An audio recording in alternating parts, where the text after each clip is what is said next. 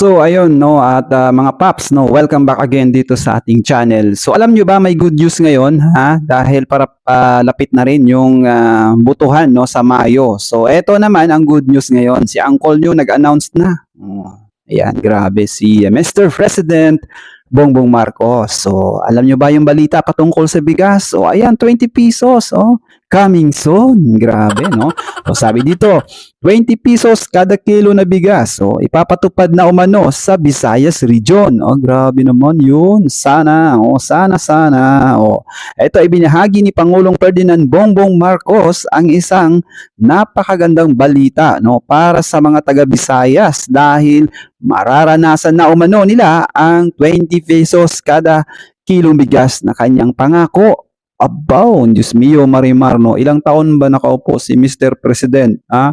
At ngayon na lang, no, palapit na yung eleksyon, ay ayan, ay sa katuparan na ang kanyang pangako na, alam nyo naman, no, 20 pesos. So, ayon kay Department of Agriculture, si Francisco Laurel Jr. nagkaroon ng pagpupulong ang 12 gobernador ng Visayas para ipatupad ang utos ni Marcos na gawing mura ang bigas. Oh, grabe no. Nilinaw naman ni Cho na ito ay pilot testing lang, ngunit nangako sila na paabutin nila ito hanggang 2028. So, ano guys ang masasabi nyo dyan mga paps? Ano ang masasabi nyo dyan sa 20 pesos no, kilo na bigas? Coming soon ha? So, siyempre dito Bisaya, pabor-pabor yan no? Naku. Ito bang pangako na ito, yung announcement na to ay hindi na ba ito mapapako? Gaya ng dati na nung eleksyon ay gagawin ko, 20 pesos kada kilo ng bigas. Yan yung pangako ko. Oh, yun yung pangako ni Mr. President. No hates guys ha. Disclaimer lang, yan naman talaga yung sinabi, no? 20 kilos. At ngayon nga, no, dahil sinisingil siya ng karamihang Pilipino, sana ba yung 20 pesos na pinangako noon? So ngayon, ayan, yun na, no? Binigyan niya na ng aksyon, 20 pesos, no?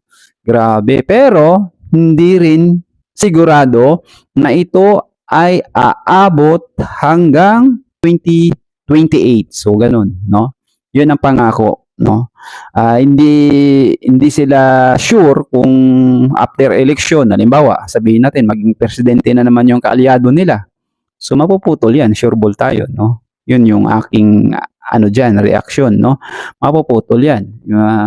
Kasi yun naman, tapos after na naman election, no? Yun ang mga teknik ng mga politiko no? Pag malapit na yung election, ayan, may gagawin kong hari ko, no? After election, nako, sorry ka na lang, no? Minsan nga makasalubong mo, no? Hello, hi, kilala ka kapag malapit na yung eleksyon. Pero pag tapos na yung eleksyon, nako, wala nang niho, ni hi, nako, Diyos mio, Marimar, di ba guys? Relate ba kayo dyan, mga netizen, no? Mga paps, relate ba kayo sa sinabi ko? Kaya kung minsan talaga, hindi na ako bumubuto eh. Diyos mio, Marimar, no? Oo, yun eh. So, ayan, no? At least may good news, 20 kilos. Subukan nga, no? Antayin nga natin yung 20 kilos na bigas na yan, guys, no? So, sa lahat ng mga kabisayaan, no? Alam nyo na, 20 kilos yung bigas. So ayan, guys, no? Ano masasabi nyo dyan? Please comment down below. At laging tandaan, stay safe and God bless mga paps.